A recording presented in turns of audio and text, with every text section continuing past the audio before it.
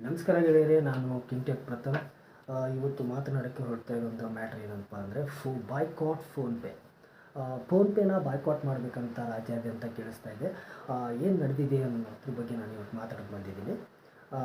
Actually ಆಗಿರೋದೇನವರು ಕನ್ನಡಿಗರಿಗೆ ಕರ್ನಾಟಕದಲ್ಲಿ ಕೆಲಸದಲ್ಲಿ ಮೀಸಲಾತಿಯನ್ನು ಕೊಡಬೇಕಂತ ಹೇಳಿದರು ವೀಕ್ಷಕರೇ. ಅದನ್ನು ವಿರೋಧಿಸಿದಂಥ ಫೋನ್ಪೇ CEO ಸಮೀರ್ ನಿಗಮ್ ಅವರು ಸಂವಿಧಾನದ ಅಡಿಯಲ್ಲಿ ನಾವು ಬದುಕ್ತಾ ಇದ್ದೀವಿ. ನಾವು ಏನು ಮಾಡ್ತೀವಿ ಅಂದರೆ ಯಾರು ಅರ್ಹರೋ ಅವರಿಗೆ ಮಾತ್ರ ಕೆಲಸವನ್ನು ಕೊಡ್ತೀವಿ ಅಂತಕ್ಕಂಥದ್ದನ್ನು ಹೇಳ್ತಾರೆ. ಅದನ್ನು ಕೇಳಿದಂಥ ನಮ್ಮ ಕರ್ನಾಟಕದ ಜನತೆ ಏನು ಮಾಡ್ತಾರೆ ಅಂದರೆ ಫೋನ್ಪೇನ ಬಾಯ್ಕಾಟ್ ಮಾಡಬೇಕು ಅನ್ನೋ ಒಂದು ವಿಚಾರವಾಗಿ ಧ್ವನಿ ಎತ್ತಾರೆ ಸರ್ ಸ್ನೇಹಿತರೆ.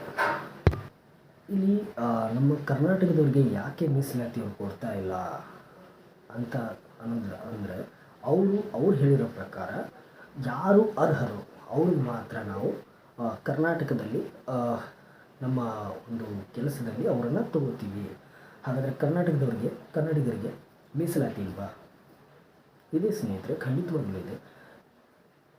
ನಮ್ಮ ರಾಜ್ಯ ಸರ್ಕಾರ ಹೇಳಿರೋದು ಕೂಡ ಇದನ್ನೇ.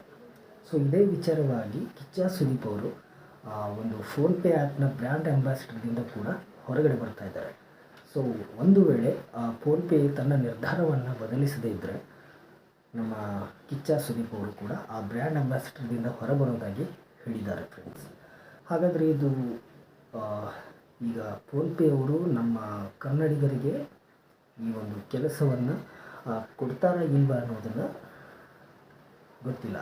ಆದರೆ ಸಮೀರ್ ನಿಗಮ್ ಅವರು ರಾಜ್ಯ ಸರ್ಕಾರ ತೆಗೆದುಕೊಂಡಂಥ ನಿರ್ಧಾರದ ವಿರುದ್ಧ ಅವರು ಕಿಡಿಕಾರಿ ತಮ್ಮ ಟ್ವೀಟ್ ಮುಖಾಂತರ ಇಲ್ಲಿ ಅರ್ಹತೆ ಉಳ್ಳವರಿಗೆ ಮಾತ್ರ ನಾವು ಕೆಲಸವನ್ನು ಕೊಡ್ತೀವಿ ಅಂತ ಅನ್ನೋದು ಎಷ್ಟರ ಮಟ್ಟಿಗೆ ಸರಿ ಅನ್ನೋದನ್ನು ಮಾತನಾಡೋಕ್ಕೆ ಇವತ್ತು ಬಂದಿದ್ದೀವಿ ನಾವು.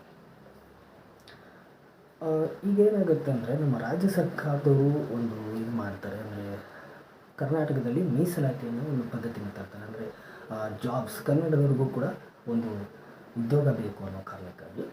ಬಟ್ ಈ ಫೋನ್ಪೇಯ CEO ಆದಂಥ ಸಮೀರ್ ನಿಗಮ್ ಅವರು ಇದನ್ನು ಕೇಳಿ ಅವ್ರೇನಂತಾರೆ ಅಂದರೆ ನಾವು ಭಾರತದ ಸಂವಿಧಾನದ ಅಡಿಯಲ್ಲಿದ್ದೀವಿ, ನಾವು ಎಲ್ಲಿ ದೇಶದ ಎಲ್ಲಿ ಬೇಕಾದರೂ ಹೋಗಿ ನಾವು ಉದ್ಯೋಗವನ್ನು ಮಾಡ್ಬೋದು. ಯಾರು ಅರ್ಹರಿರ್ತಾರೋ ಅವ್ರಿಗೆ ಮಾತ್ರ ನಾವು ಒಂದು ಉದ್ಯೋಗವನ್ನು ಕೊಡ್ತೀವಿ ಅಂತ ಹೇಳ್ತಾರೆ. ಹಾಗಾದರೆ ಇದು ಸರಿನಾ ವೀಕ್ಷಕರೇ? ಖಂಡಿತ ಇದು ತಪ್ಪು. ಯಾಕೆಂದರೆ ಕರ್ನಾಟಕದಲ್ಲಿ ಇಲ್ಲಿ ನಮ್ಮ ಕನ್ನಡಿಗರಿದ್ದಾರೆ. ಇವ್ರಿಗೆ ತಿನ್ನೋಕ್ಕೆ ಉಣ್ಣೋಕ್ಕೆ ದುಡ್ಡು ಮಾಡೋಕ್ಕೆ ಕರ್ನಾಟಕ ಬೇಕು. ಆದರೆ ಕನ್ನಡಿಗರಿಗೆ ಯಾಕೆ ಸ್ಥಾನ ಇಲ್ಲ ಇಲ್ಲಿಂದ ಇವರು ಬೆಳೀತಾ ಇದ್ದಾರೆ. ಇಲ್ಲಿ ಕರ್ನಾಟಕದವ್ರಿಗೆ ಕೂಡ ಸ್ಥಾನವನ್ನು ಕೊಡಬೇಕಾಗತ್ತೆ. ಇದೇ ವಿಷಯವಾಗಿ ಕಿಚ್ಚ ಸುದೀಪ್ ಅವರು ಕೂಡ ಧ್ವನಿ ಎತ್ತಿದ್ದಾರೆ. ಕಳೆದ 2023ರಿಂದ ಇಲ್ಲಿವರೆಗೂ ಕಿಚ್ಚ ಸುದೀಪ್ ಅವರು ಈ ಒಂದು ಫೋನ್ಪೇಯ ತಮ್ಮ ವಾಯ್ಸನ್ನು ಕೊಡ್ತಾಯಿದ್ರು. ಅಂದರೆ ಈಗ ಸ್ಕ್ಯಾನ್ ಮಾಡಿದಾಗ ನೀವು ನೋಡಿರ್ಬೋದು, ಎಲ್ಲಾದರೂ ಫೋನ್ಪೇ ಸ್ಕ್ಯಾನರ್ ಅಮೌಂಟ್ ಬಿಟ್ಟ ತಕ್ಷಣ ಅಲ್ಲಿ ಸುದೀಪ್ ಅವರ ಧ್ವನಿ ಬರ್ತಾಯಿತ್ತು. ಅದನ್ನು ಸುದೀಪ್ ಅವರು ಬ್ರ್ಯಾಂಡ್ ಅಂಬಾಸಿಡರ್ ಕಳೆದ ವರ್ಷದಿಂದ ಇದ್ದಾರೆ. ಈಗ ನಡೀತಿರುವಂಥ ಬೆಳವಣಿಗೆನ ನೋಡಿದ್ರೆ ನಮ್ಮ ಕಿಚ್ಚ ಸುದೀಪ್ ಅವರು ಆ ಒಂದು ಬ್ರ್ಯಾಂಡ್ ಅಂಬಾಸಿಡರ್ನಿಂದ ಹೊರಬರುವ ಸಾಧ್ಯತೆಗಳಿದೆ. ಇಲ್ಲಿ ನಮ್ಮ ಕನ್ನಡಿಗರ ಕೆಲಸ ಏನಂದರೆ ಅವರಿಗೆ ಸಮೀರ್ ನಿಗಮ್ ಅವರಿಗೆ ಒಂದು ತಕ್ಕ ಉತ್ತರವನ್ನು ನಾವು ಕೊಡಬೇಕಾಗಿದೆ. ಅದಕ್ಕೋಸ್ಕರ ಎಲ್ಲರೂ ಏನು ಮಾಡಿ ಅಂದರೆ ನಿಮ್ಮ ಫೋನ್ಪೇ ಆ್ಯಪನ್ನು ಡಿಲೀಟ್ ಮಾಡಬೇಕು. ಯಾಕೆ ಅಂದರೆ ನಮ್ಮ ಕನ್ನಡಿಗರಿಗೆ ಸ್ಥಾನ ಇಲ್ಲದಿರುವಂಥ ಯಾವುದೇ ಜಾಗದಲ್ಲೂ ಕೂಡ ಕನ್ನಡಿಗರು ಈ ಒಂದು ವಿಷಯವನ್ನು ಖಂಡಿಸಬೇಕು, ಸಪೋರ್ಟ್ ಮಾಡೋಕ್ಕಾಗಲ್ಲ. ಇದನ್ನು ನಿಮ್ಮ ಎಲ್ಲರ ಕೆಲಸ ಡಿಲೀಟ್ ಮಾಡಬೇಕು.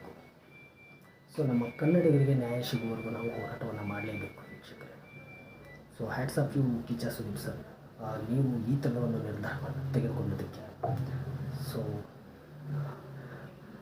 ಫೋನ್ಪೇ ಅವರಿಗೆ ನಾವು ಫೋನ್ಪೇಯ CEO ಆಗಿರೋಂಥ ಸಮೀರ್ ನಿಗಮ್ ಅವ್ರಿಗೆ ನಾವು ಖಂಡಿತವಾಗ್ಲೂ ಬುದ್ಧಿ ಕಲಿಸಲೇಬೇಕು ವೀಕ್ಷಕರೇ. ಇಷ್ಟೇ ಈ ವಿಡಿಯೋದಲ್ಲಿ ಕೇಳ್ಕೊಳ್ತಾ ಸಿಗೋಣ ಫ್ರೆಂಡ್ಸ್, ಮತ್ತೆ ಮುಂದಿನ ವಿಡಿಯೋದಲ್ಲಿ.